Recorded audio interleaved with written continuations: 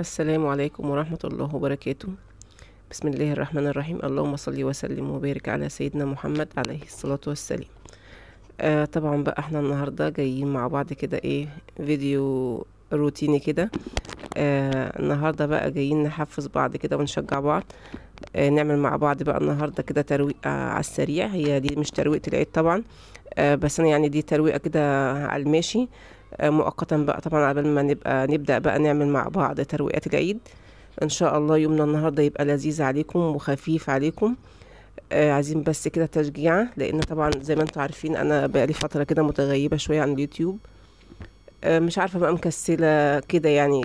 الواحد يعني مش عارفة بصراحة يعني. بس حبيت بقى اطلع لكم النهارده كده بنشاط وحيوية زي ما انتم شايفين كده، فقلت اعمل معاكم كده ترويقة سريعة ونشجع بعض. وكل بقى اللي مكسلة كده تقوم تتنشط شوية كده وتشجع نفسها. عندها مثلا حاجة عايزة تتروق، حاجة عايزة تتنفض. طبعا في حاجات كتير قوي بتبقى في البيت، الواحد ساعات كده تحس ان هو بيقوم في ايام الواحد بيقوم كسلان فعلا فيها، وفي ايام تحس ان انت قايمة نشيطة وعندك نشاط كده عايزة تهد البيت وتبنيه بصراحة يعني. فان شاء الله النهاردة يومنا يبقى لذيذ وخفيف ويعجبكم بإذن الله. طبعا زي ما انتم شايفين بقى كده انا بدأت بالصالة. انا طبعا الدور الارضي ده ده يعتبر للمعيشة، يعني احنا اصلا قاعدين في الدور الثالث. بس يعني بنطلع على النوم. يعني زي ما تقولوا كده حياتنا بتبقى يعني تحت بقى على وش الدنيا وكده، يعني ان احنا فاتحين برضو محل بقالة كده في الدور الارضي. فطبعا ببقى يعني مضطرة افضل متواجدة طول اليوم في المكان ده. فطبعا الدور الارضي ده بالنسبة لنا يعني كل حياتنا. بنفضل فيه طول اليوم، يعني بنصحى من النوم ننزل ما بنطلعش تاني خالص غير على النوم بقى.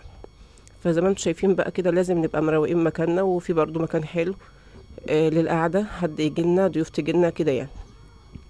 فزي ما انتم شايفين بقى انا كده نفضت القعده اللي انتم شايفينها دي. طبعا السجاده دي انا مش شلتهاش لان السجاده دي اصلا كبيره. فجايبه تحت الركنه كلها، تحت القعده دي كلها. فما ينفعش ان انا اشيلها. انا بشيلها بس في حاله واحده، يعني بصراحه يعني مثلا من العيد للعيد لما ببدا بقى ان انا اعمل ترويقات العيد. ابدا بقى اشيل الفرش ده كله، واشيل الاكياس اللي عليه دي الفرش بتاعها كلها، اشيلها واغسلها. وارجع بقى تاني ان انا بعد ما اغسلها بقى ارجع البس الخداديات بقى والمساند والكلام ده كله، الفرش بتاعه تاني بعد ما بيتغسل يعني. انما السجاده بشيلها بقى لما بشيل بقى الفرش ده، ابدا بقى ان انا اغسل السجاده وانشفها كويس جدا وارجع بقى افرشها تاني وكده يعني.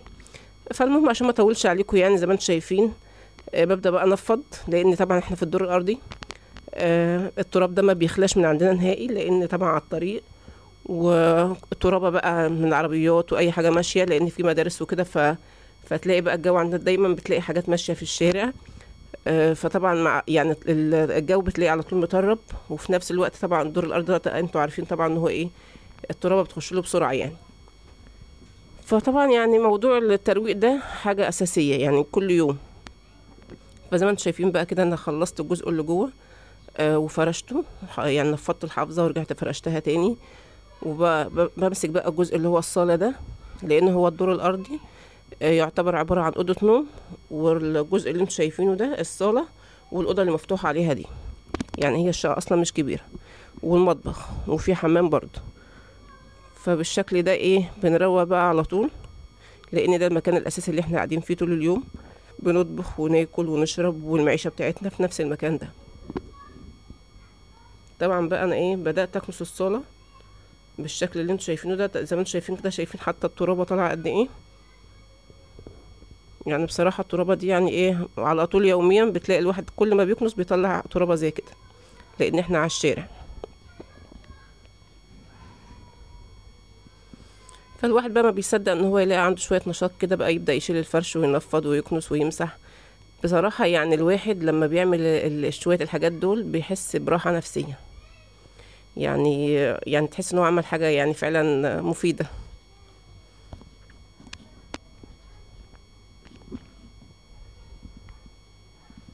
زي ما انتم شايفين بقى كده انا بشطب الصاله اهو وداخله على المطبخ. يعني اللي قدامي ده المطبخ، هو مساحته مش كبيره بس الحمد لله كويس، يعني برضو غني الواحد عن حاجات كتير يعني. انا كده بقى خلصت كنيس وشلت الترابه على الجاروف وحطيتها في الباسكت يعني. وجبت بقى الشرشوبه كده، قلت برضو حطيت شويه معطر بقى كده حلوين، قلت بقى ايه اشطب الصاله بقى كده مسيح كده مسحه كويسه كده حلوه. يعني كفايه بقى الريحه كده بتاع المعطر، والواحد بيبقى ماسح كده ومروق فعلا. طاقه كده الواحد بيبقى يعني منعش بصراحه. يعني احلى حاجه بقى ده الواحد يقوم يروق ويكنس ويمسح ويظبط الدنيا كده، بتبقى راحه نفسيه. فقومي بقى انت وهي كده تنشطي، وسيبك من الكسل اللي انت قاعده فيه، وروقي برضو. انا عارفه ان انتوا كلكم شاطرين ومروقين ومظبطين الدنيا، بس برضو يعني لو حسيت ان انت كسلانه، لا قومي تشجعي وسمي الله كده وشيلي الفرش وظبطي الدنيا. هتحسي ان انت فعلا جسمك بقى نشيط ومحتاجه تعملي كل الشغل الموجود في البيت. في الوقت بقى ده كده انا خلصت وفرشت الصاله. دخلت بقى على المطبخ زي ما انتم شايفين كده. بدات ان انا امسح الرخامه الاول. هو المطبخ بتاعي يعتبر بسيط جدا، يعني هو الرخامه واحنا عاملين حتى من تحت رخام بس لسه ما تقفلش. لسه اقفله ألمونتال. في بقى هنا بواقي الفطار، يعني كان في بقى كوبايات الشاي وكده. انا طبعا التفل بتاع الشاي ده ما بربوش في الحوض عشان بيسد الحوض. بحط بقى عندي جردل تحت كده حاطه للطيور، لما بيكون في بواقي اكل او اي حاجه بحط فيها التفل بتاع الشاي ده على اكل الطيور، لانه هو اصلا الشاي عامه مفيد جدا للطيور والفراخ وكده. هبقى اعمل معاكم برضو يوم كده روتيني عند الفراخ بتاعتي وعند الطيور وكده. انا عامه يعني ما عنديش طيور كتير. كان عندي قبل كده، بس بصراحه لما الحاجه غليت بقى والعلف غلي وكده يعتبر خلصت كل الطيور اللي عندي وما جبتش تاني. حتى الحمام اللي كان عندي بعته كمان، لان فعلا الاكل كان غالي فما كانش بيجيب تكلفته يعني. فانا اليومين دول بقى لقيت الدنيا برضو غلا وما فيش حاجه راضيه تنزل وما فيش مفر يعني. فقلت لا الواحد يربي في البيت وفي نفس الوقت التربيه برضو تبقى كويسه وتروح مصاريف وكده يعني. فقلت لا ابدا بقى ان اربي. فبدات بقى ان اجيب بقى فراخ بيضه وفراخ بلدي. وجبت برضو ساسو. هبدا بقى واحده واحده ان شاء الله كده ورجع الدنيا كده زي الاول. ونبدا بقى ايه نكون عيشه تاني كده للطيور حلوه كده، وهنصور مع بعض ان شاء الله. طبعا كده انا غسلت الليفه اللي هي بتاعت الكوبايات. الليفه دي انا عاملاها مخصوص لكوبايات الشاي. لان طبعا ما ينفعش اغسل بالليفه التانية بتاعت المواعين. عشان طبعا بتبقى بقى مزفره بقى او مكانها بواقي اكل والكلام ده يعني ايه. فما ينفعش اغسل بيها كوبايات الشاي. عامله ليفه مخصوص كده لكوبايات الشاي. طبعا بقى بدات اغسل الرخامه الاول كده اظبطها كده، وصبنتها وصبنت الحيطه كده على السريع. دي طبعا يعني حاجه كده ايه تصبيره على بال ما نعمل بقى تظبيطات العيد كلها. طبعا تظبيطات العيد بقى دي بتبقى حاجه تانية كده اساسيه. لازم مهما بتكوني مروقه برضو ومظبطه الدنيا، لازم بقى تظبيطه العيد دي بتبقى ليها حاجه تانية خالص وطعم تاني خالص. فطبعا بقى عندنا كده طبقين مطرح الفطار. فقلنا بقى ايه نغسلهم كده بسرعه، نتشجع كده ونظبط. فغسلت بقى الاول الحوض كده واشطفه، وبعد كده بقى هصبن الاطباق. بصراحه الحاجات دي كلها ما خدتش مني ساعه، يعني من ترويق الشقه لحد المطبخ ما خدش مني ساعه. بس هو كل ما فيها ان الواحد بس ايه يشيل بقى شويه الكسل دول من عنده، ويبدا ان هو بقى يبقى عنده شويه نشاط كده وحيويه. هتحس ان انت ايه خلاص الدنيا تمام بقى، وبدأ ان انت تتشجعي بقى. تو ما جسمك بقى خلاص سخن كده في الشغل، هتحسي ان انت عايزه تجيبي بقى ايه شغلانه ورا شغلانه كده. فربنا يعينكم جميعا ويديكم الصحه يا رب. انا كده بقى شطبت المواعين زي ما انتم شايفين، وصبنت الحنفيه وظبطت الدنيا اهو. خلاص كده تمام. هبدا بقى ادخل على البوتاجاز. طبعا البوتاجاز ده اساسي يوميا لازم يتغسل. حتى لو بعد كل اكله كمان الواحد بيعمله، يعني ما ايده ما بتسهاش عنه البوتاجاز بالزيت. بس اللي انا افك العيون والشبكه والكلام ده مش كل يوم بصراحه عشان مبقاش كدابه عليكم يعني.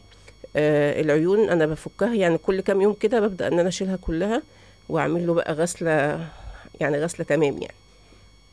فانا دلوقتي انا بصبن بس كده، والعيون زي ما هي لان انا كنت فكها من يومين ومظبطاها يعني وغسله تحتيها وكده، ومصبنه العيون.